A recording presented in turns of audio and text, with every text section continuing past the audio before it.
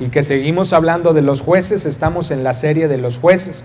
Hoy vamos a hablar de Gedeón. Gedeón es uno de los más famosos jueces. Gedeón es muy conocido porque era muy tímido, lleno de muchas inseguridades, muchos miedos. Se consideraba él a sí mismo como, se menospreciaba, como el menor de toda su casa, de su familia, y era una persona que batallaba con esto. Pero lo sorprendente es que su nombre significa guerrero esforzado o guerrero valeroso. Fíjense cómo Dios nos conoce de una manera y luego nosotros se distorsiona eso por el paso de los años y nosotros creemos que somos otra persona. Pero la Biblia dice que Él nos llamó y nos puso nombre. Entonces Gedeón significa guerrero esforzado. Aquí tengo los significados, pero ahorita se los voy a poner. Significa destructor, guerrero poderoso o el que infunde temor. Pero su vida, él mismo se apreciaba a sí mismo como todo lo contrario. No infundía temor, infundía lástima. Y ya hablamos del tiempo de los jueces, ¿cómo era? ¿Un tiempo de qué? De caos. Caos es la palabra que identifica el periodo de los jueces. Cada quien hacía lo que bien le parecía. Lo tenemos aquí en Jueces 21-25. Dice, en aquella época los israelitas todavía no tenían rey y cada uno hacía lo que le daba o lo que bien le daba la gana. Es decir, no había gobierno, no había sistema que funcionara, no había recursos para emprender algo, como aquí tenemos toda una organización, tenemos un gobierno que entre todos contribuimos para que haya alumbrado público, haya calles, agua potable y todo lo necesario. En el tiempo de los jueces no existía ningún gobierno, ningún sistema, entonces todo era un caos. Si tú querías tener algo, tenías que buscarte tu propia manera de obtenerlo. Y si afectabas a otra persona, pues tenías que lidiar con los problemas que ibas a obtener de la persona que habías afectado. Todo era un caos. Entonces un lugar en caos se vuelve vulnerable. Es un lugar listo para ser atacado. Un lugar listo para ser conquistado. Y esto era lo que hacían los demás pueblos de alrededor de ellos. No solamente traspasaban su cultura, sus dioses, sus costumbres, su estilo de vida, sino que les conquistaban. Y aquellos que estaban desorganizados, por la misma desorganización, eran fáciles de conquistar. Y así fue en esta ocasión con Gedeón y todos los israelitas en el tiempo de los madianitas. Entonces vamos a ver aquí algunas características. El periodo de los jueces, esto es para recordar, duró aproximadamente 300 años. Desde la muerte de Josué en el año 1375 a.C. a la coronación del rey Saúl en el 1050 a.C. Gedeón fue un juez de Israel durante 40 años, en un periodo aproximadamente del 1211 a.C. al 1171 a.C. Gedeón significa destructor o guerrero poderoso. Gedeón fue el quinto juez de Israel, aproximadamente como a la mitad del periodo. Vamos a ver lo que dice la Biblia. Dice en Jueces 6, empezando desde el 1, los israelitas hicieron lo malo a los ojos del Señor. Esto se repetía, era un ciclo en decadencia, habíamos dicho las semanas pasadas, un ciclo en decadencia. Hicieron lo malo ante los ojos del Señor, entonces el Señor los entregó a los madianitas durante 7 años. Los madianitas eran tan crueles que los israelitas hicieron escondites en los montes, en las cuevas y en los lugares fortificados. Tenían que esconderse, ellos ya vivían a escondidas, llevaban sus actividades a escondidas. Mira, a veces las situaciones de la vida también nos tienen a nosotros actuando de esa manera. A veces estamos a escondidas en alguna área de nuestra vida y Dios no quiere eso en nuestras vidas. Dios quiere que podamos caminar libres, con el rostro de frente, sin temor de ver a nadie, ni tener que agachar la mirada, ni esconderse de nadie. A veces nos metemos en problemas de deudas tan fuertes que tenemos que agachar la mirada cuando vienen los de Coppel o los de Electra, ¿verdad? Dile que no estoy. No tenemos que vivir así. Dios tiene una manera de liberarnos, de ayudarnos. Él quiere que seamos completamente libres. Por eso está en este tiempo de los jueces, estamos viendo que Él quiere que surjamos como líderes y que tomamos ese dominio propio de nuestra vida, de nuestro temperamento, de nuestro carácter, para poder controlar todas esas áreas que nos han salido de las manos. No tiene que suceder eso. ¿Nos ha sucedido? Sí. ¿A todos? Sí. ¿En muchas áreas de la vida? Sí. A lo mejor algunos en una que otra, a lo mejor a otros en casi todas, pero nos ha sucedido. Pero Dios quiere una vida mejor para nosotros, definitivamente. Entonces, los madianitas eran tan crueles que ya los traían viviendo en cuevas. Cada vez que los israelitas sembraban sus cultivos, venían saqueadores de Madián, de Amalek y del pueblo del oriente, y atacaban a Israel. Acampaban en el territorio israelita y destruían las cosechas hasta la región de Gaza. Se llevaban todas las ovejas, las cabras, el ganado, los burros, y dejaban a los israelitas sin comer, sin comer. A veces situaciones de la vida nos dejan de esta manera. A lo mejor no solamente en lo económico, en otras áreas de la vida, en el área relacional. A veces nos quedamos sin qué decirle o sin autoridad para hablarle a nuestros propios hijos, porque no hemos ganado ese derecho a hablar. Entonces Dios quiere enseñarnos cómo nosotros podemos seguir creciendo, cómo podemos seguir avanzando. A veces en el trabajo Dios quiere que nosotros seamos luz, que nosotros seamos influencia, que tomemos el papel de liderazgo, y no para mandar, sino el liderazgo de Cristo es a través del servicio.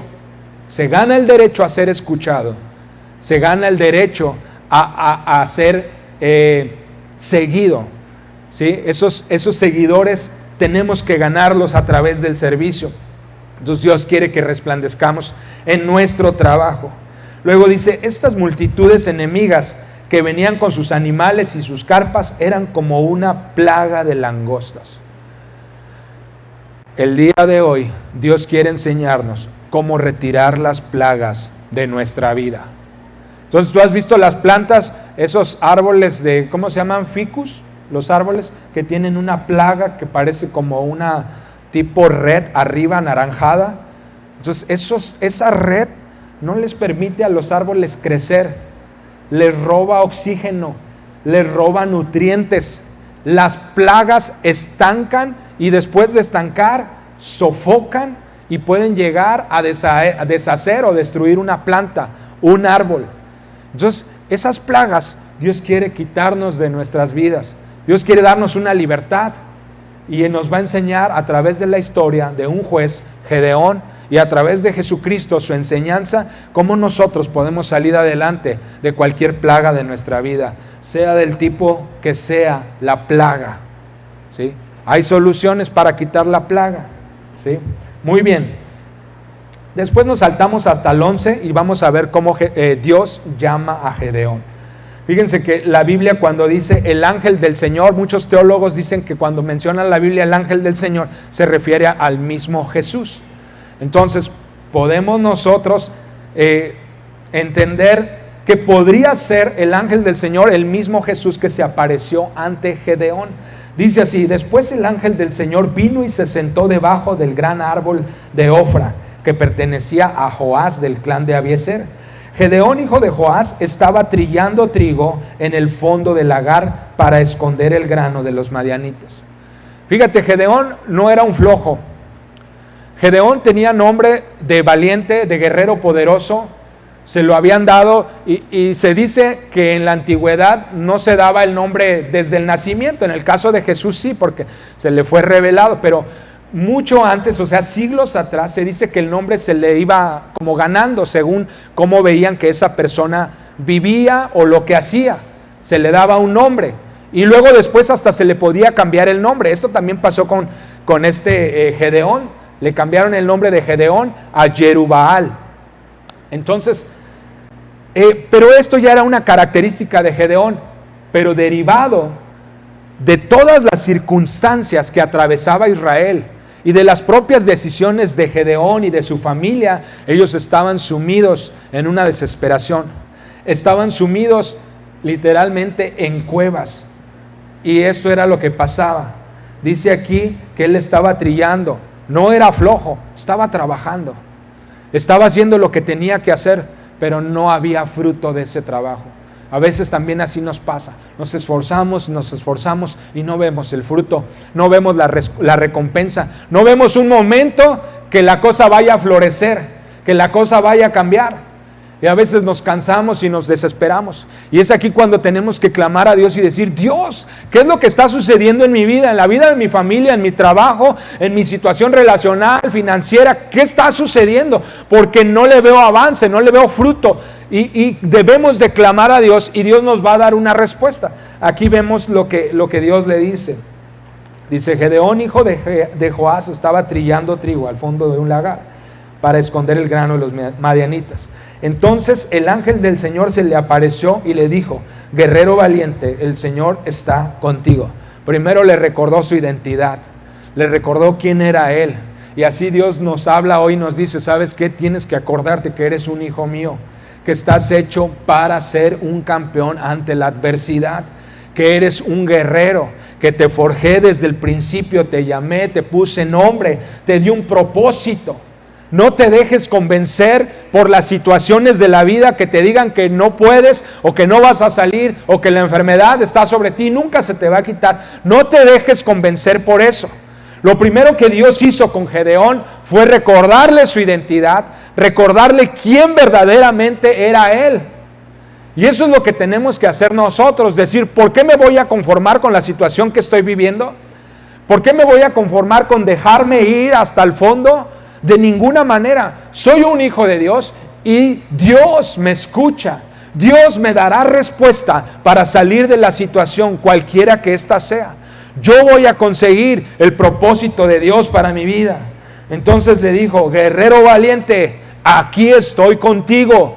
El Señor está contigo, guerrero valiente. Tenemos que entender que Dios está con nosotros. Si estamos en una situación de caos en algún área de nuestra vida, recuerda quién eres. Eres un hijo de Dios y Dios está contigo. No solamente somos hijos de Dios, no nos abandonó. Él no es un padre que abandona, no nos abandonó. Él está con nosotros. Entonces decir: soy hijo de Dios y Dios está conmigo. ¿Por qué no voy a poder salir de esto? Porque mira aquí la respuesta. Dice: Señor, respondió Gedeón, si el Señor está con nosotros, ¿por qué nos sucede todo esto? Él todavía no entendía que quien estaba ahí con él era Dios mismo. Dice: ¿y dónde están todos los milagros que nos contaron nuestros antepasados? Por lo menos Gedeón tenía algo de recuerdos de historia de lo que había sucedido con el pueblo de Israel desde que salió de Egipto. Porque la mayoría de israelitas no sabía nada. La Biblia dice en el mismo libro de Jueces que surgió una generación mucho antes de Gedeón que ni conocía de Dios, ni sabía nada de Dios, ni había contemplado las grandezas de Dios, ni nada. Y por eso vino el caos a toda esta generación.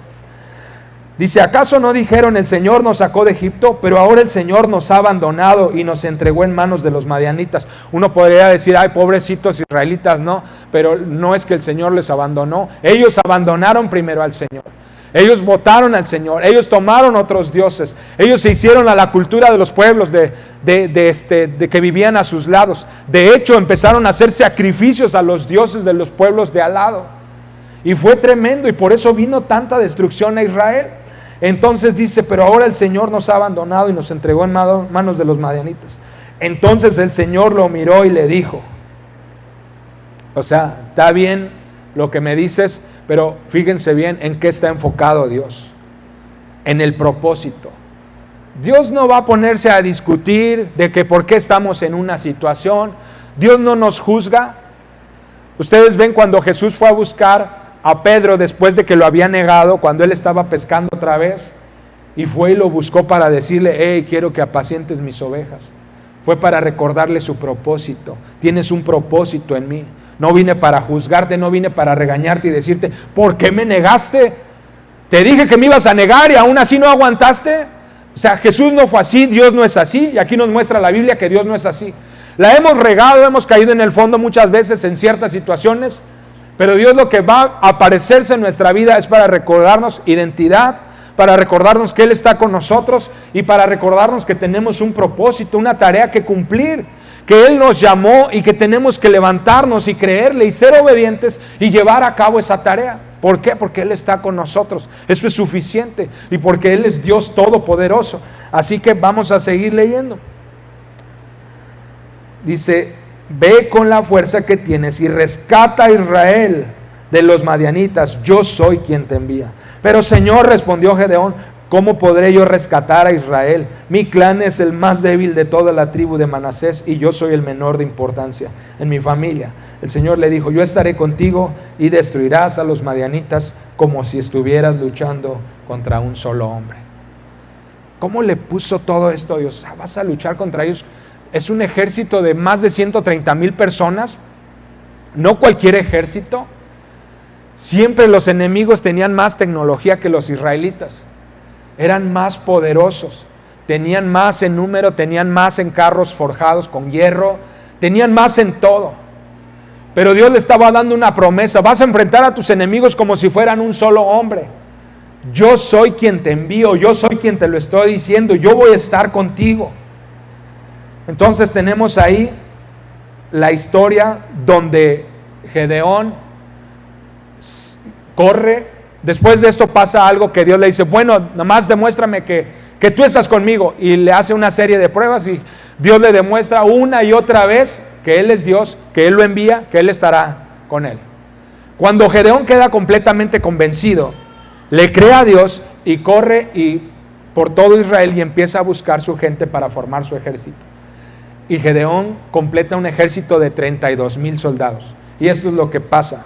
Dice Jerubbaal, el otro nombre de Gedeón. Jerubbaal le dieron ese nombre porque Gedeón, cuando una vez que pasó esto, primero que se le revela el ángel del Señor, al otro día dice la Biblia que Gedeón fue y hizo lo que el ángel del Señor le dijo: derriba ese altar a Baal, esa estatua de Baal, derríbala, y la estatua de acera también derríbala, tíralos, rómpelos, y con esa madera que me vas a hacer un altar a mí, con esos ídolos, con esos dioses falsos. Entonces dicen que se dio cuenta todo el pueblo, se enojaron y fueron con la familia de Gedeón, le dijeron: saca a tu hijo que lo vamos a matar por haber hecho eso contra Baal. Y entonces el papá de Gedeón dijo: ay, ¿qué Baal no puede defenderse solo? ¿Acaso ustedes van a pelear por él y lo van a defender? Y por eso le dieron el nombre de Jerubbaal, que significa que Baal se defienda solo, ¿sí? Entonces les digo que así cambiaban los nombres. Entonces dice Jerubbaal, el otro nombre de Gedeón, y sus hombres se levantaron temprano y avanzaron hacia los manantiales de Arot. El ejército madianita estaba acampando al norte de ellos, en el valle cerca de la colina de Moré.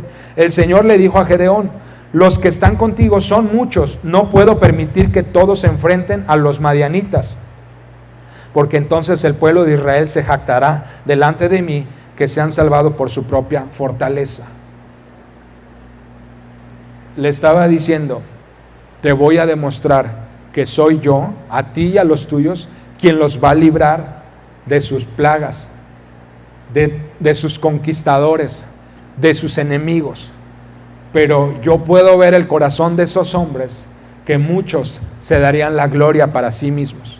Entonces Dios le está diciendo: vamos a hacer una cosa, vamos a depurar tu ejército, vamos a podar tu ejército. No sé, otros pueden decir purgar tu ejército. Vamos a sacarle lo que no se necesita, a podar. Entonces vamos a ver lo que Dios dice aquí. Haz que todos los que tengan miedo y tiemblen vuelvan a sus casas. 22,000 se fueron, solamente quedaron 10,000. Pero el Señor le dijo a Gedeón: todavía son demasiados. Llévalos al manantial y te mostraré cuáles irán y cuáles no. Entonces primero la proporción era de 1 a 4. Después le restó la proporción y quedó de 1 a 13.5. Imagínate, uno tenía que vencer a 4. Y luego no, dijo Dios: no, son demasiados.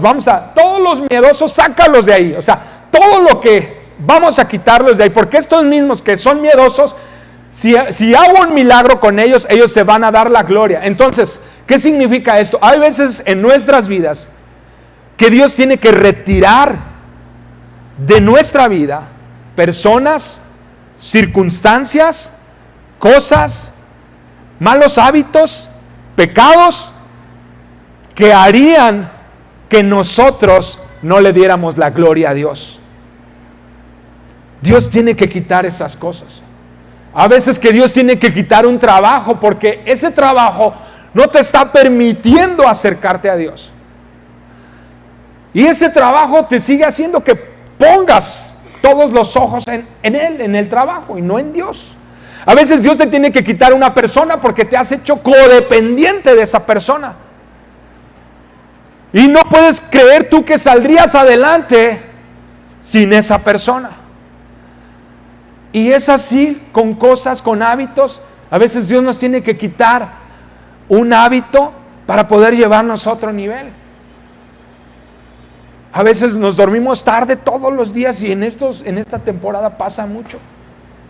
Que se está durmiendo 2, 3 de la mañana todos los días y eso no es correcto. Porque te está privando de llegar al propósito de Dios. Te está privando de llegar a tu máximo potencial. Entonces Dios va a depurarnos como depuró el ejército. Entonces nosotros entenderemos que si hacemos lo que Dios nos pide, como hizo este ejército, y somos obedientes, sus palabras permanecen en nosotros y las obedecemos, aunque no haya esperanza y toda la lógica y la razón humana esté en nuestra contra, Dios nos dará la victoria. Dios nos dará la victoria. Miren, he escuchado bastantes versiones y no es aquí de nadie personal, pero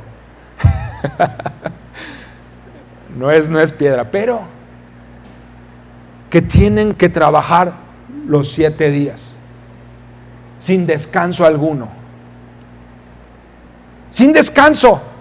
Pero eso está todo en contra de Dios, porque Dios es el primero que descansó. 6 días trabajó y 1 descansó. Y si no descansamos, estamos contra Dios. Y a veces que Dios nos va a tener que quitar eso por amor a nosotros, por misericordia. Y nos va a dejar volver a empezar y entender. Y tal vez hasta padecer un poco para que agarremos la onda y entendamos que nuestro éxito no depende del fruto de la fuerza de nuestras manos. No depende de la inteligencia de nuestro cerebro. Depende de Dios. Depende de Dios. Por eso digo que a veces, aunque todo parezca en nuestra contra, Dios es todopoderoso para darnos la victoria. Entonces dice que aquí sacó a los que tenían miedo. La proporción se aumentó de 1 a acabar con 13,5. Y luego le dijo, no, todavía son muchos. Llévalos al manantial y yo te mostraré cuáles van a ir y cuáles no. Gedeón los reunió junto a las aguas. Ahí el Señor le dijo, divídelos en 2 grupos, según la forma en que beban. El primer grupo estarán todos los que tomen el agua en sus manos y se la lleven a la boca y la laman como perros. En el segundo grupo estarán los que se arrodillen y beban poniendo sus bocas en la corriente. Rodillas, brazos, ¿sí? Solamente 300 hombres bebieron de sus manos. Todos los demás pusieron la boca en el arroyo. Yo venceré a los madianitas con estos 300 hombres. A lo mejor dijo, mira, vamos a analizar un poquito. No se sabe por qué fueron los 300, pero sí nos deja ver la Biblia algunas cosas. Entonces no podemos decir que eran los más guau, los 300, porque vemos la película esa famosa de 300 hombres que acabaron con un ejército persa, bueno, que detuvieron al ejército persa por un tiempo, no lo acabaron. Y los vemos así como los más guau, los más valientes, los más esforzados y los más atléticos y que no le tenían miedo a nada. No, ese no era el ejército de Gedeón. Piensa bien, alguien que llega a un manantial, a un lago, y que se literalmente agacha la cabeza y la sume para tomar agua, pues es alguien que tiene bien sus rodillas. Entonces estamos pensando en los más jóvenes y ponen las 2 manos y... Porque alguien que a lo mejor ya tiene más de 40, yo me tengo que apoyar en mi rodilla, tiene que hacer así, ¿verdad? Y agarrar el agua. Quiere decir que no tiene a lo mejor la suficiente fuerza, o las rodillas ya no le responden bien, o no se lastima fácilmente, la piel está más delgada para las rodillas, para las manos. El joven pues está fuerte y pone las manos, las rodillas y se empina a tomar agua ahí, ¿sí? Entonces, podemos entender un poco que realmente quienes quedaron no eran los más fuertes. Tal vez sí había inteligencia y sabiduría, pero te voy a decir una cosa, lo que sí había de las características de estos hombres. Son que no tenían miedo, número 1. Número 2, que confiaban en Dios, por lo que Gedeón les había contado de los encuentros que había tenido con Dios, de cómo Dios le había revelado y había hecho cosas increíbles y maravillosas con él. Entonces no tenían miedo, confiaban en Dios. Sabían que a pesar de todas sus debilidades, de su falta de armas, de ejército, podían contar con un milagro de Dios. Esos eran estos hombres. Eran obedientes a Dios y a su líder Gedeón. Reconocían a Dios en sus vidas y lo iban a reconocer en la victoria que estaba por llegar. Eran hombres sencillos y humildes por el simple hecho de permanecer ahí. 300, la proporción se amplió de 1 contra cientos. Dijeron, esto es imposible. Por eso creemos que esta batalla será de Dios. Dios va a hacer algo aquí que nos vamos a sorprender todos, porque la proporción aumentó a realmente algo imposible. 300 no pueden contra 135,000. Pero la lógica de Dios y el poder de Dios sí pudo con 300 hombres que ni siquiera tuvieron que meter las manos. Dios les dio una victoria tremenda. Así Dios, cuando está depurando nuestras vidas, tiene que hacernos a nosotros entender o enseñarnos que no se necesita de gran cosa o de grandes recursos para darnos lo que Él nos quiere dar, porque todos aspiramos a cosas grandes, increíbles. Eso es bueno. Dios puso esa ambición, que podríamos decir una ambición sana.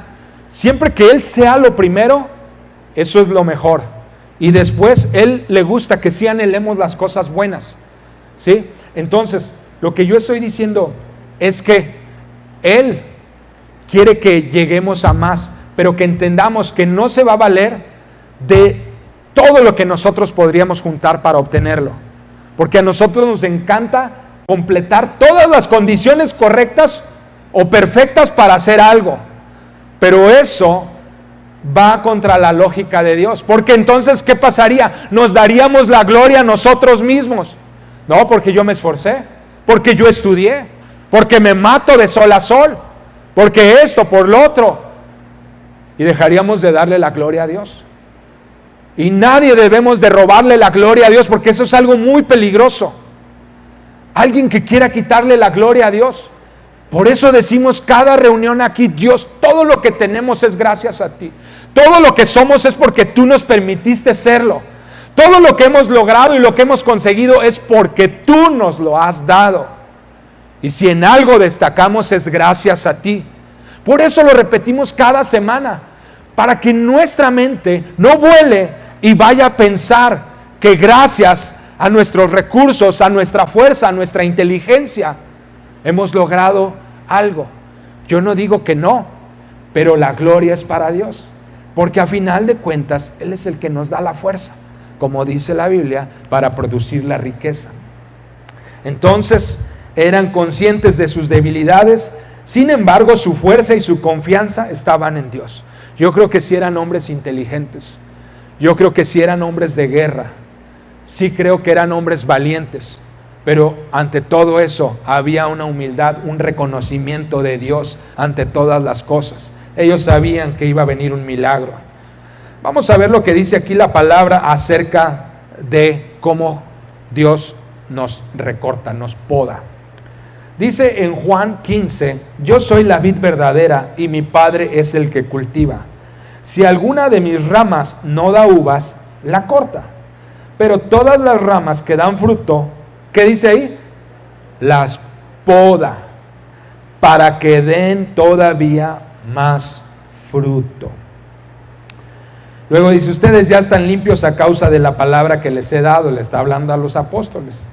Sigan unidos a mí y yo seguiré unido a ustedes. Así como una rama no puede dar fruto por sí misma, separada de la vid, así tampoco ustedes pueden dar fruto si están separados de mí. No voy a leer toda esta parte de Juan, nomás la voy a explicar. Jesús habla aquí acerca de el amarnos el uno a los otros. Habla acerca de que sus palabras permanezcan en nosotros. Y habla acerca de que esas palabras que permanecieron en nosotros, seamos obedientes.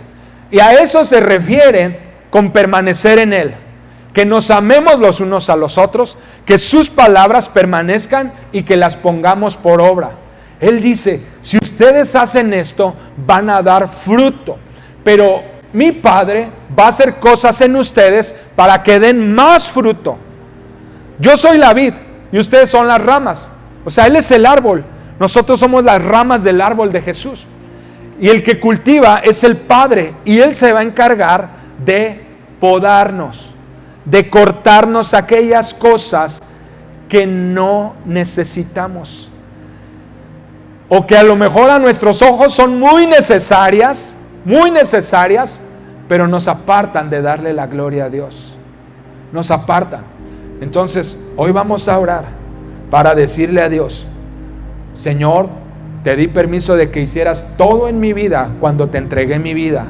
Pues, Señor, quiero volver hoy a recordarte, Padre, aunque yo sé que no necesito recordarte, pero te digo, Señor, eres libre de cortar de mi vida. Y cuando digo cortar se oye así como muy fuerte, uno dice, ay, me va a cortar. No, vamos a decir la palabra de retirar de mi vida, ¿no? Todo lo que no sea necesario, todo lo que me esté impidiendo conocerte más, lo que me esté impidiendo llegar a otro nivel contigo, lo que no me deje avanzar en mi propósito en la vida que tú me diste. Dios te lleva a una victoria. Así como a Gedeón lo llevó a una victoria, así Dios te lleva a una victoria. Pero para que puedas llegar a esa victoria, necesita Dios depurar tu ejército. Porque Él quiere que le des la gloria, el reconocimiento en tu vida. Que entendamos nosotros que lo que tenemos es gracias a Él. Y esto que les decía, personas que dicen, no, es que tengo que trabajar los 7 días, porque tengo que hacer esto. Entonces ahí es cuando Dios va a decir, hijo, voy a tener que hacer cosas. Hija, voy a tener que hacer cosas en tu vida, porque no está quedando muy claro cómo son las cosas en mi camino. En mi camino es más importante que mis palabras queden en ti y que las obedezcas a que ejecutes tus grandes ideas. Porque Dios sabe más que nosotros. Totalmente. Entonces hay muchas áreas de la vida. Trabajo, familia, finanzas, tantas áreas de nuestra vida. Dios quiere que conquistemos cada una. Dios quiere llevarnos a conquistar cada área de nuestra vida. La poda en nuestras vidas también tiene un propósito. ¿Cuál es ese propósito? Que demos más y mejor fruto. Llevarnos a una vida de victoria. Rejuvenecer nuestra vida de fe. Crecer en nuestra fe. Quitar de nuestra vida cosas, actividades, malos hábitos o personas que impidan acercarnos a Dios y crecer en nuestra fe.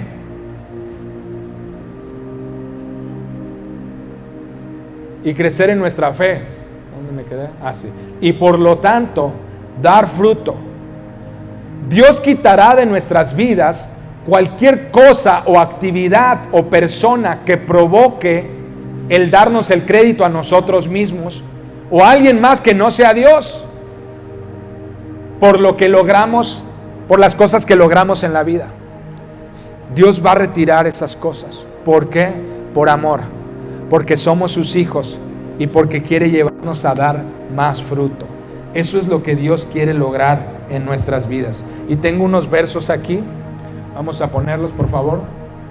Zacarías 4:6. Mira, eso es lo que dice Dios para finalizar este mensaje. No vencerás con tu ejército. No vencerás con tu ejército. ¿Qué es lo que no has conquistado? Y hoy Dios te dice esta palabra. No vas a vencer con tu ejército. No vas a vencer con tu inteligencia. Vas a vencer de rodillas orando. Vas a vencer buscándome en lo privado.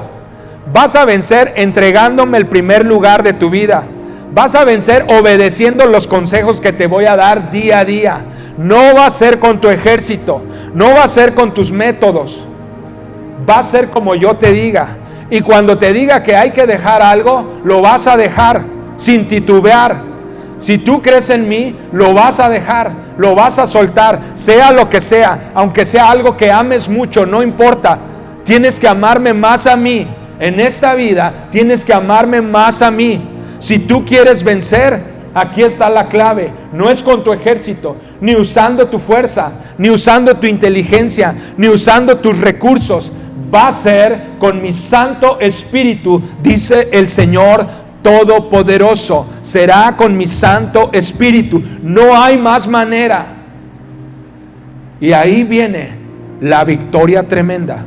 Ahí viene. Después Oseas dice, el libro de Oseas, el siguiente por favor: pero tendré compasión de la tribu de Judá, personalmente la libraré de sus enemigos, sin ayuda alguna de sus ejércitos y de sus armas. A Dios le encanta hacer cosas por nosotros, pero nosotros no las permitimos muchas veces que Él haga, o que Él meta sus manos, o que Él obre. ¿Por qué? ¿Por qué? Pues porque a veces estamos atados a muchas cosas. A veces estamos atados a nuestro propio orgullo. A veces creemos que somos muy capaces, muy fuertes, y sí lo somos. Dios no dice que no, pero Él quiere la gloria, quiere la rendición total. La prueba de esto es un hombre tan valiente, tan poderoso como el rey David. Increíble hombre de guerra, venció al gigante y Dios lo honró. Pero porque este hombre, este joven, en lo privado le daba la gloria a Él, y en público también le dio la gloria a Él, y delante de su enemigo le dio la gloria a Él. Tú le dijo al hombre: tú vienes con espada y con lanza, pero yo vengo a ti en el nombre de Jehová de los ejércitos, al que tú has provocado.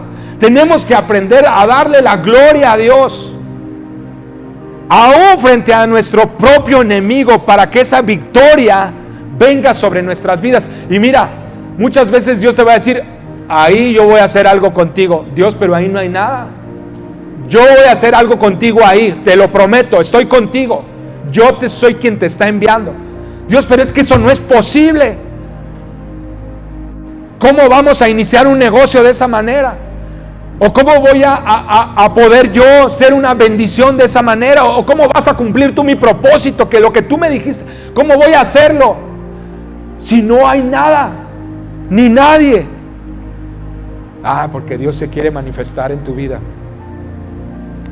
Después dice 2 Corintios 4:7, dice: pero este precioso tesoro lo guardamos en una vasija de barro. La vasija de barro somos nosotros, y el precioso tesoro es el Espíritu Santo, que nos hace brillar.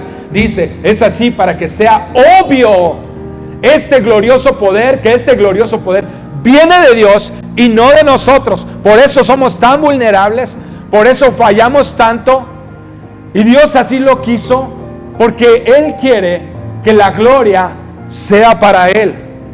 Y cuando Él quiere que la gloria sea para Él, no es porque Él es un egoísta, es porque así es como Él lo hizo funcionar. Y cuando le damos la gloria a Él, Él nos devuelve parte de esa gloria. Él nos lo devuelve en honra. Él dice: yo honro a los que me honran y humillo a los que me desprecian. Lo dijo en 2 Samuel.